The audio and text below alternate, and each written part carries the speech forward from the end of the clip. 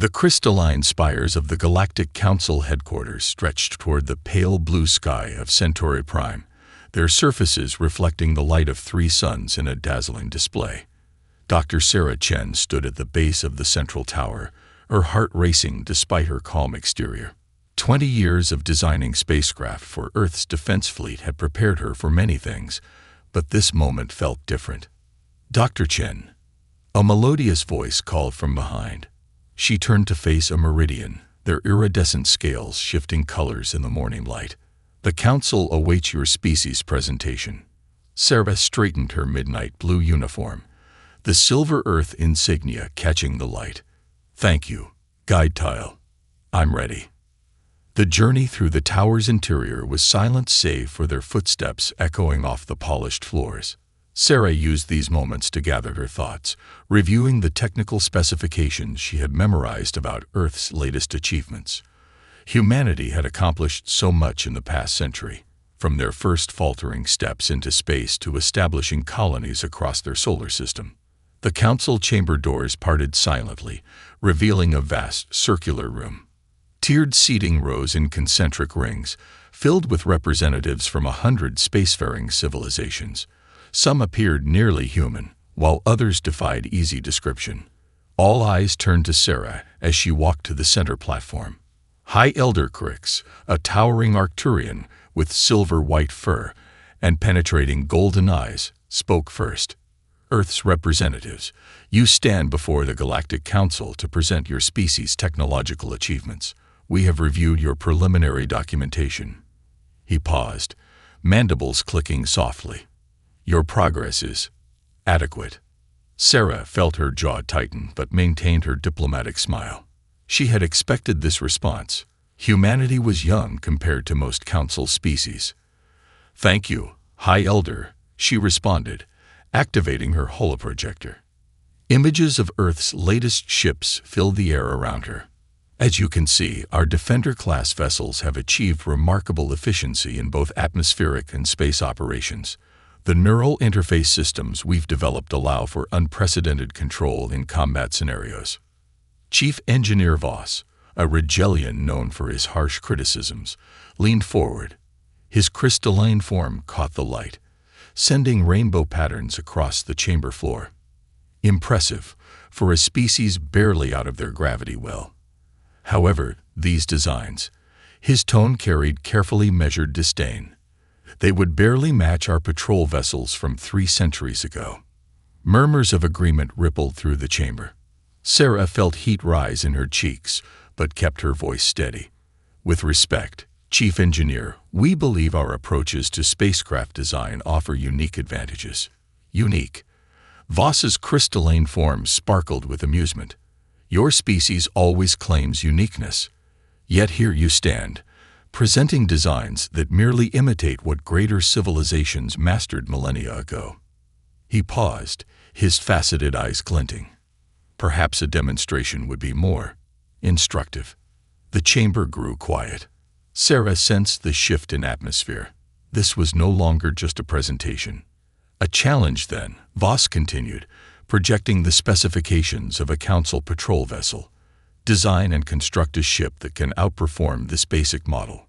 Prove that humanity's unique approaches are more than empty claims." Sarah studied the specifications carefully, her mind already racing with possibilities. The vessel was indeed centuries old by Council standards, but its capabilities still exceeded Earth's best ships. Meeting this challenge would require something revolutionary. She looked up at the assembled Council, seeing the mixture of dismissal and curiosity in their alien faces. They expected her to decline politely, to acknowledge humanity's limitations. Instead, she smiled.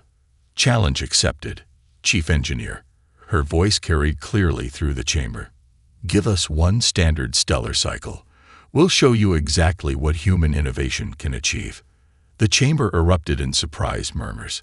High Elder Crix raised an appendage for silence. "You understand, Dr. Chen, that accepting this challenge places Earth's reputation before the Council at stake." Sarah nodded, her expression confident.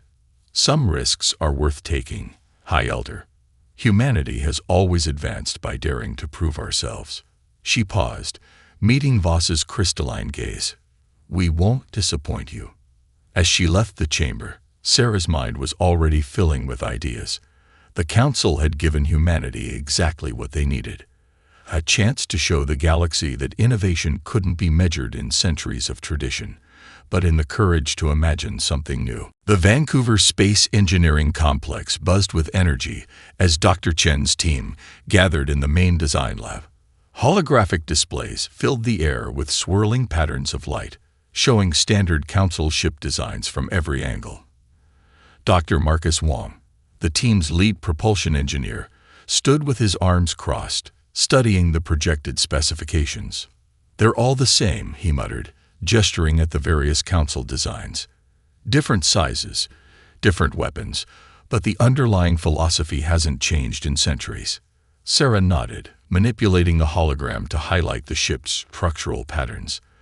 That's exactly what caught my attention in the Council chambers. They've refined their designs to perfection, within a very narrow set of assumptions. Dr. Aisha Patel, their chief materials specialist, pulled up her own display showing microscopic analysis of Council hull samples. Their materials science is incredible, but look at these structural patterns. All rigid geometry, all based on crystalline formation principles. It's like you're building monuments instead of ships. The team fell silent as Sarah walked to the lab's massive window overlooking the Pacific Ocean. Below, a pod of orcas breached the surface, their movements fluid and powerful. She watched them for a moment, then smiled. We've been thinking about this all wrong, she said, turning back to her team. We're trying to beat them at their own game, but look out there. She gestured to the ocean. Nature's been solving complex engineering problems for billions of years. Marcus raised an eyebrow. You want to build a biological ship? Not exactly, Sarah replied, quickly sketching in the air with her holographic interface. But look at how sea creatures move. Their bodies flex and adapt. They don't fight against the forces around them. They work with them. Aisha's eyes lit up. Like how dolphins use water pressure to their advantage instead of just pushing through it, she quickly pulled up new simulations. If we applied similar principles to space. Exactly, Sarah said, expanding Aisha's calculations. Council ships treat space like an obstacle to be overcome. But what if we designed a hull that could react to spatial conditions the way marine animals react to water currents? The lab erupted with activity as the team began exploring this new direction. Traditional rigid hull designs were discarded in favor of layered structures that could minutely adjust their shape. Instead of forcing their way through space, the new design would adapt to it. 3 weeks later, Sarah stood before a panel of Earth's senior officials, presenting their progress. The hologram behind her showed their revolutionary design, its hull patterns inspired by shark skin and dolphin musculature. The outer layer consists of millions of microscopic adjustable plates, she explained, zooming in to show the detail. Like the scales of a fish, but engineered to respond to spatial conditions. When the ship encounters gravitational distortions or energy waves, it doesn't resist. It flows with them, using their energy to enhance its own movement. Admiral Chen, no relation but a longtime supporter, leaned forward. The Council engineers have seen this. They've reviewed our preliminary designs, Sarah confirmed. Their response was educational. The Admiral chuckled.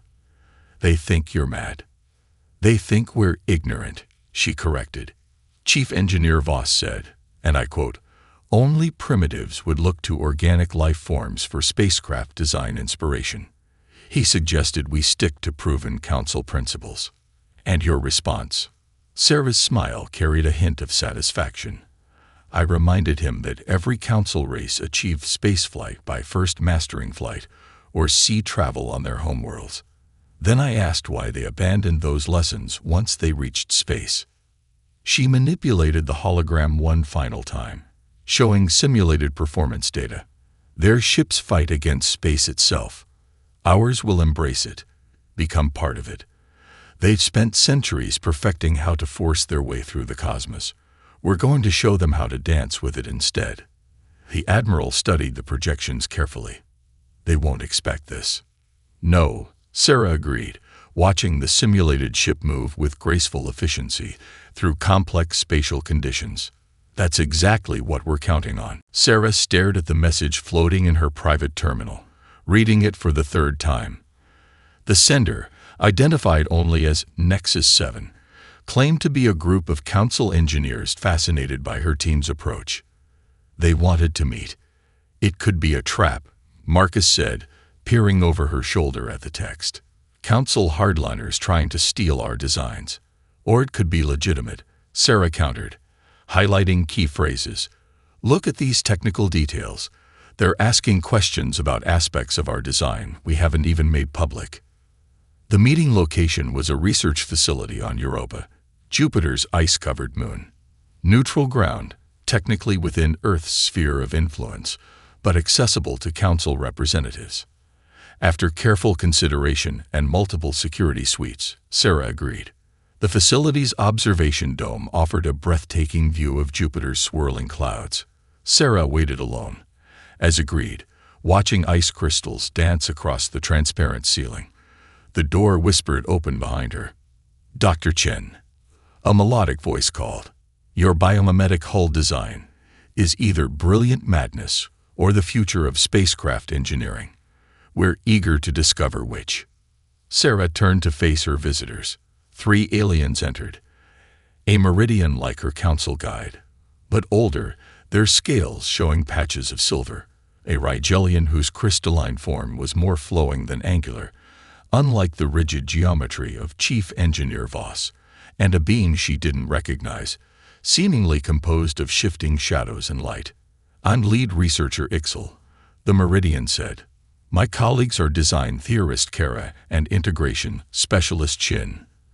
The Rigelian and Shadow being nodded respectively. "We represent a movement within Council engineering circles that has long questioned traditional doctrine. Progressive designers," Sarah said, understanding dawning. "I've heard rumors." "More than rumors," Kara's crystalline form sparkled with amusement. "We've spent centuries exploring alternatives to standard Council designs, but we lack something your team possesses: the freedom to start fresh, unburdened by tradition." They spent hours sharing ideas. The progressive designers had developed numerous theoretical improvements to Council technology, but had never been allowed to implement them. Sarah's team's nature-inspired approach opened new possibilities for applying their innovations. "Your hull design," Jin spoke in overlapping harmonics, their form shifting like smoke, "could incorporate our adaptive energy matrix. Instead of merely flowing with space, it could actively resonate with spatial frequencies." Sarah's mind raced with possibilities. That would exponentially improve maneuverability. But wouldn't the power requirements be enormous? Not with this. Kara projected a complex molecular structure, a crystalline power distribution system based on organic growth patterns. The Council rejected it as too radical, but combined with your biomimetic principles. "It's perfect," Sarah finished, already calculating the integration possibilities. "Why are you helping us?" "This goes against centuries of Council tradition." Ixel's scales shifted to a deep blue of sincerity. "Because tradition without innovation is stagnation. The Council's enforcement of standard designs has kept our technology virtually unchanged for generations. Your project represents a chance to prove that progress requires new perspectives. And if we succeed," Kara added, "it opens the door for implementing more revolutionary designs throughout Council space." The shadow being Jin rippled with agreement. "We offer our knowledge freely, asking only that you use it to show the Council what's possible when we move beyond the constraints of tradition."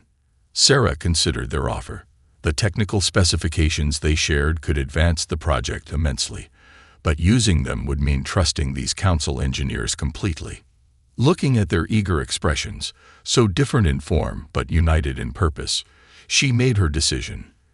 "Let's show them together. Your experience and our fresh perspective. I think that's exactly what the galaxy needs."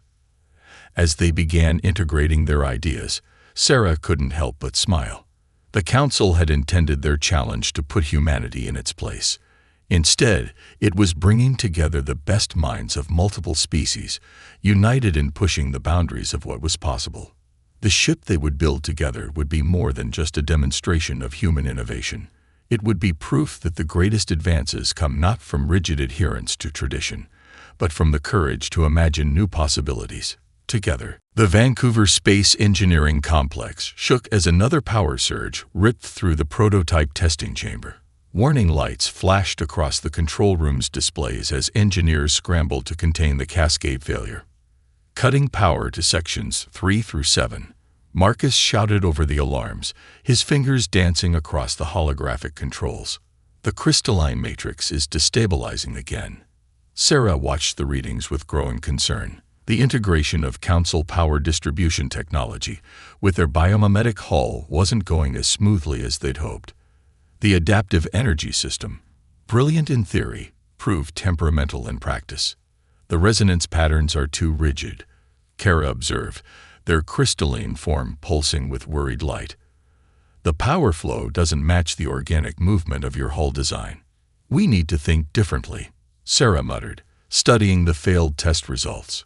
She turned to Jin, who hovered nearby, their shadow form rippling thoughtfully. You mentioned something about spatial frequencies. What if we're not just flowing with space, but with energy itself? The next 12 hours became a blur of calculations and adjustments. The team worked tirelessly, human and alien engineers side by side, each bringing their unique perspective to the problem. They modified the crystalline matrix to grow more like coral than geometric patterns, allowing it to adapt organically to power fluctuations. Look at this, Aisha called out during their third test run. She highlighted a section of the hull where the crystalline structures had naturally formed patterns remarkably similar to the branching systems found in tree leaves. It's distributing power exactly like a plant channels nutrients. The breakthrough came at dawn. Sarah stood before the test chamber's viewport, watching as the prototype hull section pulsed with a soft, bioluminescent glow. Power flowed through it not in rigid pathways, but in natural, flowing patterns that adapted to each surge and ebb.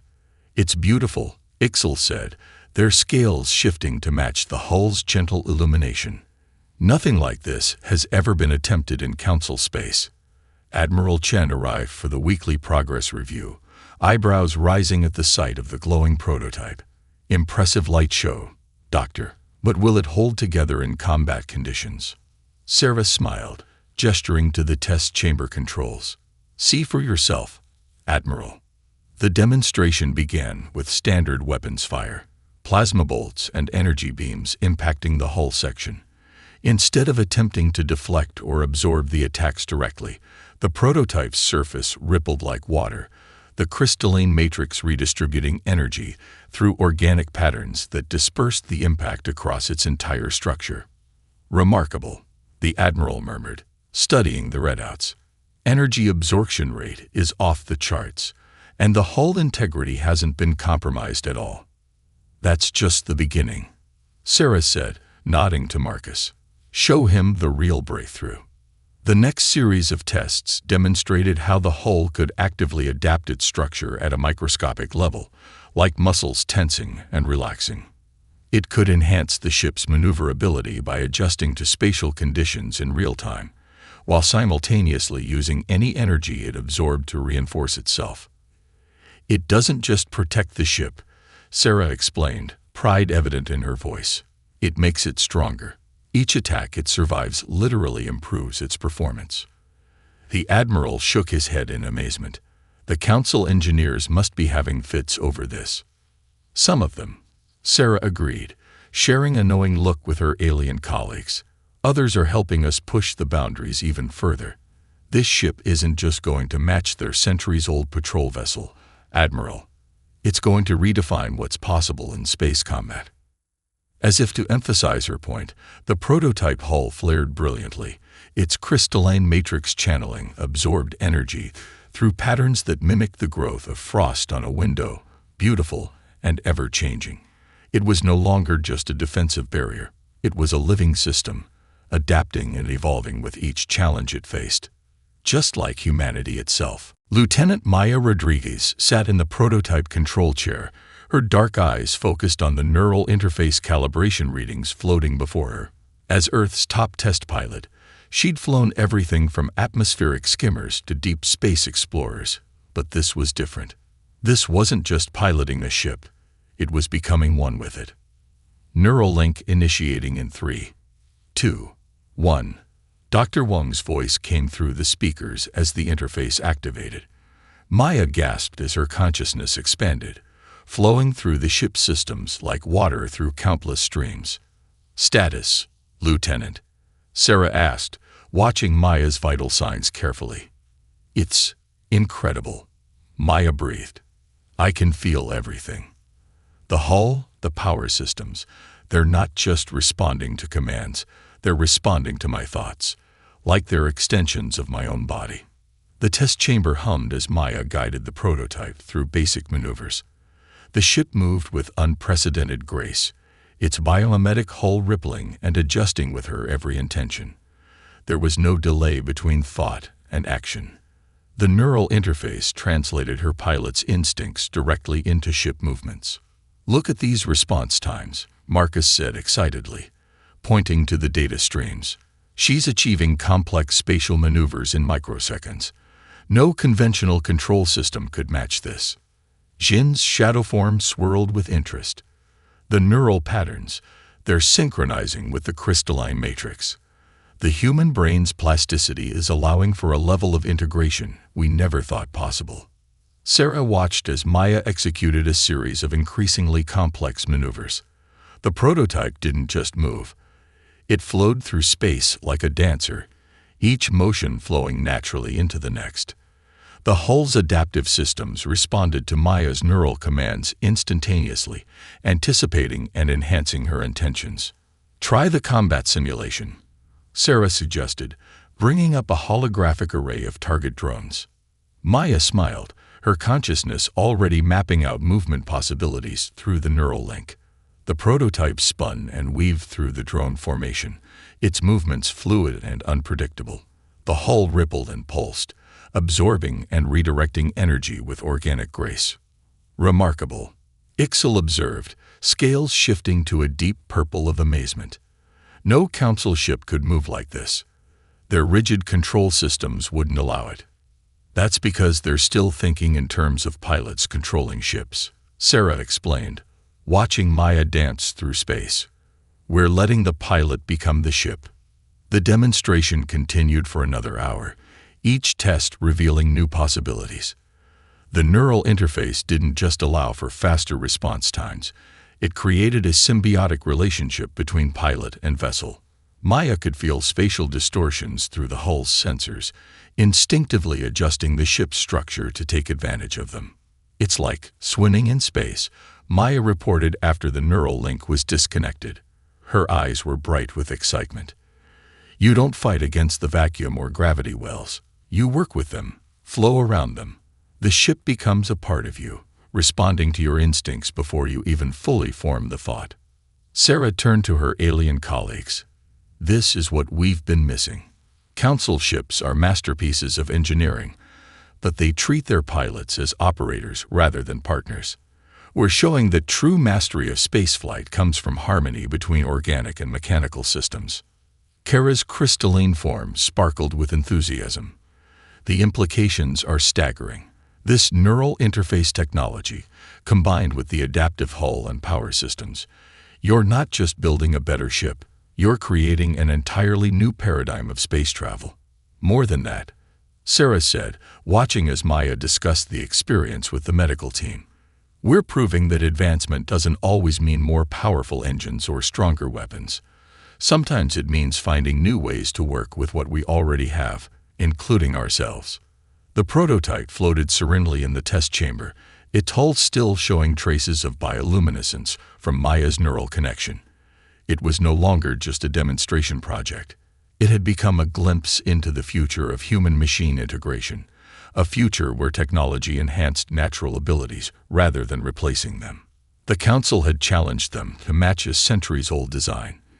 Instead, they were about to show the galaxy what was possible when innovation was unleashed from the chains of tradition. The launch bay doors opened slowly, revealing the star-filled expanse above Vancouver.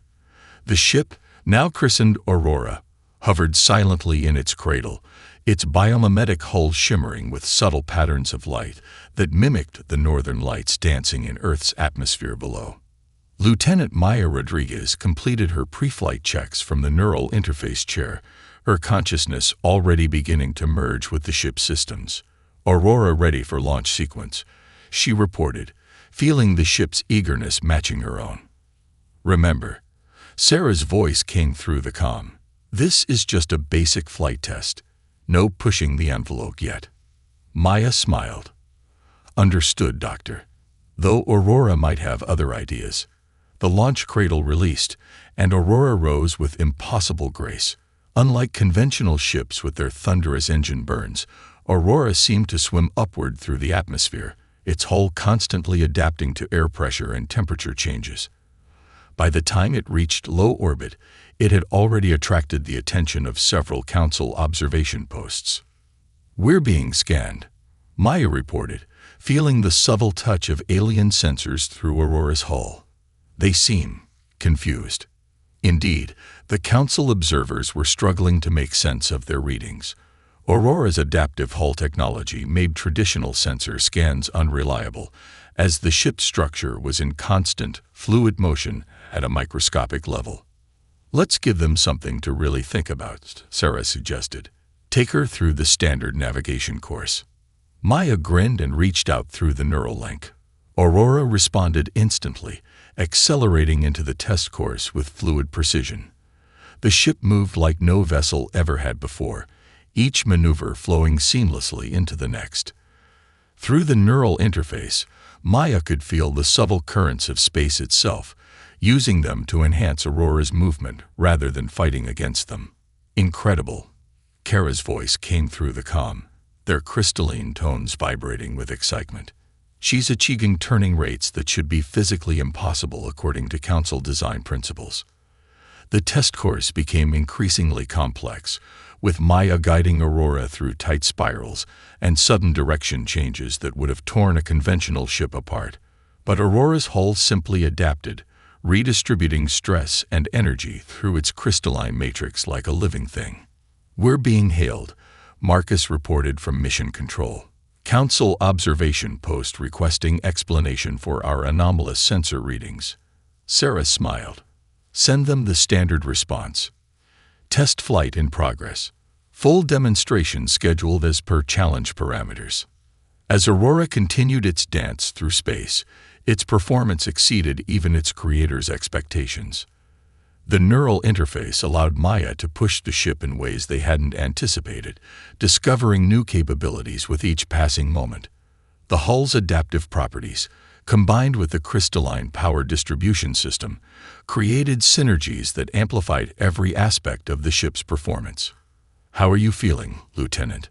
Sarah asked, monitoring Maya's neural interface readings carefully. "Like I'm flying through a dream," Maya responded, guiding Aurora through another impossible turn. "Everything just flows. It's not like operating a machine anymore. It's like dancing with a partner who anticipates your every move." The ship's bioluminescent patterns pulsed in harmony with Maya's thoughts, creating displays that reminded observers of deep-sea creatures. Council sensor operators watched in growing amazement as Aurora performed maneuvers that defied their understanding of spacecraft dynamics. "Final test," Sarah announced. "Let's show them what full acceleration looks like." Maya acknowledged and reached deep into Aurora's systems. Power surged through the crystalline matrix as the hull reconfigured itself for optimal flow. Then, in a maneuver that would become legendary in spacecraft design circles, Aurora seemed to bend space around itself, achieving velocities that Council instruments initially registered as measurement errors. As the ship returned to the launch facility, its hull glowing with residual energy, Sarah turned to her alien colleagues. "Still think we're just primitives copying ancient designs?" Ixel's scales shifted to a color of deep respect. "Dr. Chen, I think you've just rewritten the book on what's possible in spaceflight. The Council won't know what hit them." "Oh, they will," Sarah replied, watching Aurora's graceful descent. "That's exactly what we're going to show them next." The Council Engineering Academy's main lecture hall was packed beyond capacity. Students and engineers from dozens of species crowded the tiered seating, their attention fixed on the holographic display dominating the center stage. The recording showed Aurora's test flight from multiple angles, each view revealing new aspects of the ship's revolutionary performance. Dr. Sarah Chen stood at the podium, fielding questions from an increasingly excited audience. Behind her, Lieutenant Rodriguez sat comfortably in a demonstration neural interface chair, showing real-time readings of how the human mind interfaced with the ship's systems. But the energy requirements for such maneuvers should be astronomical. A young Rigelian engineer protested, their crystalline form flickering with confusion. "How does the power distribution system handle the load?" "Perhaps a demonstration would help explain," Sarah suggested, nodding to Maya. The neural interface chair activated, and a holographic display shifted to show Aurora's power flow in real time. The crystalline matrix pulsed with organic patterns, energy moving through the system like blood through veins. "The key," Maya explained, her consciousness partially merged with the ship's systems even at this distance, "is that we don't fight against physics. Traditional ships try to overpower spatial forces. Aurora works with them, using them to enhance our capabilities."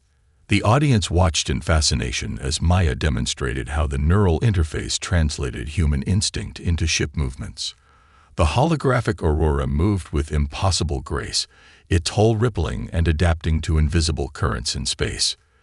"This goes against centuries of established doctrine," Chief Engineer Voss declared from his seat in the front row, though his tone carried more curiosity than criticism now. "Yet the results are undeniable." Sarah smiled. "Sometimes the best way forward is to question what we think we know." The Council's traditional designs are masterpieces of engineering, but they're built on assumptions that limit their potential. In the following hours, Sarah's team shared more details about Aurora's development. They explained how studying Earth's ocean life led to breakthroughs in hull design, how human neural plasticity made the interface possible, and how collaboration with progressive council engineers helped merge these innovations with advanced alien technology. The implications extend far beyond military applications, Ixel added, their scales shimmering with excitement. "Imagine research vessels that can safely navigate phenomena we currently consider too dangerous to approach. Medical ships with hulls that can adapt to protect sensitive equipment. The possibilities are endless." Young engineers from various species began sharing their own ideas, inspired by Aurora's success, to question traditional limitations. The excitement in the room was palpable as centuries of rigid thinking began to crack. "We've received requests from 17 different engineering institutes," Marcus reported during a break in the presentations. "They all want to establish joint research programs with Earth." Sarah watched as Maya demonstrated the neural interface to a group of fascinated students. "This was never just about winning a challenge, was it?" she mused. "It was about showing what's possible when we dare to think differently." "The Council's military command is particularly interested in your hull technology," Kara noted, their crystalline form sparkling. "Though I suspect they're less thrilled about needing to redesign their tactical doctrines around ships that can move like Aurora." News of the breakthrough spread rapidly through Council space. Engineering forums buzzed with discussions of biomimetic design principles. Research institutes began establishing exchange programs with Earth's universities. The Academy itself announced a new department dedicated to studying organic-inspired technology. "Change is coming," Jin observed, their shadow form rippling thoughtfully. "The Council can no longer ignore the potential of new approaches." As the day's presentations concluded, Sarah stood at the Academy's observation window, watching the sunset paint the alien sky in brilliant colors. Aurora floated serenely in orbit above, its hull reflecting the light like a living aurora borealis. "We did more than build a better ship," she said to her assembled team, "both human and alien. We showed the galaxy that innovation knows no species, no traditions, no limits. We showed them that the future belongs to those brave enough to imagine it. The Galactic Council chamber felt different this time. As Sarah Chen stood at the center platform, she noticed how the earlier dismissive stares had been replaced with looks of genuine interest. Aurora hung visible through the chamber's vast observation dome, its hull shimmering with subtle patterns of light against the star-filled background. Dr. Chen, High Elder Crix began, his golden eyes reflecting the ship's gentle glow. You stand before us to demonstrate your response to our challenge. Are you prepared to begin? Sarah nodded, activating her holographic display. More than prepared, High Elder. Lieutenant Rodriguez, initiate demonstration sequence. Through the neural interface, Maya guided Aurora through a series of maneuvers that had been carefully chosen to highlight the ship's revolutionary capabilities. The vessel moved with liquid grace, executing turns and accelerations that made several council members lean forward in their seats. Impressive aesthetics, Chief Engineer Voss commented, his crystalline form catching Aurora's reflected light. But how does it perform against actual combat parameters? Sarah smiled. I was hoping you'd ask. She gestured to the space beyond the chamber. The Council's original challenge vessel is standing by. With your permission, we'd like to demonstrate a direct comparison. The Council vessel, a standard patrol ship from 3 centuries ago, moved into position. Its design exemplified traditional Council engineering. Powerful, efficient, and utterly predictable. What followed would be discussed in engineering circles for decades to come. Aurora danced around the Council vessel like a dolphin around a cargo ship. Every attempt to target or track the Earth vessel failed as its adaptive hull shifted and flowed, making sensor locks impossible. When the Council ship fired its weapons, Aurora's crystalline matrix absorbed and redistributed the energy, actually growing stronger with each attack. Impossible, one Council member muttered, watching their centuries-old design being thoroughly outmaneuvered. The power readings we're detecting. They defy our understanding of physics. Not impossible, Sarah corrected gently. Just different. We didn't try to build a better version of your ship. We dared to imagine something entirely new.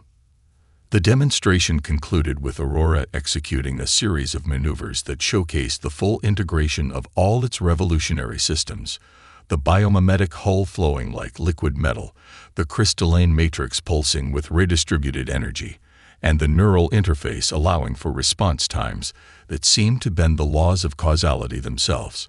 High Elder Crix raised an appendage for silence as excited murmurs filled the chamber. Dr. Chen, when we issued this challenge, we expected either failure or, at best, a crude copy of our existing technology. Instead, you have shown us something unprecedented. The Council acknowledges that humanity's approach to spacecraft design has merit. More than merit, Chief Engineer Voss interjected, surprising everyone. His crystalline form had shifted to a pattern Sarah recognized as indicating deep respect. What we have witnessed today represents a paradigm shift in spatial engineering. The Council's technical division formally requests permission to establish a joint development program with Earth's engineers. Sarah exchanged glances with her team. This was more than they'd hoped for. Not just acceptance, but an invitation to collaborate as equals. She could see her alien colleagues, Ixel, Kara, and Jin, practically glowing with satisfaction from their observation posts. We would be honored, Sarah replied. After all, Aurora herself is proof of what we can achieve when we combine different perspectives and approaches. As she spoke, the ship above them caught the light of the system's 3 suns, its hull transforming the radiation into a spectacular display of flowing colors. It was no longer just a warship, but a symbol of what was possible when innovation was unleashed from the chains of tradition. Let this mark a new era, High Elder Crix declared, rising to his full height, one where the Council learns as much from its younger members as they learn from us. Maya's voice came through the neural link, shared only with Sarah. They have no idea what's coming next, do they? Sarah smiled, already imagining the possibilities that lay ahead. No, she fought back. but they're finally ready to find out.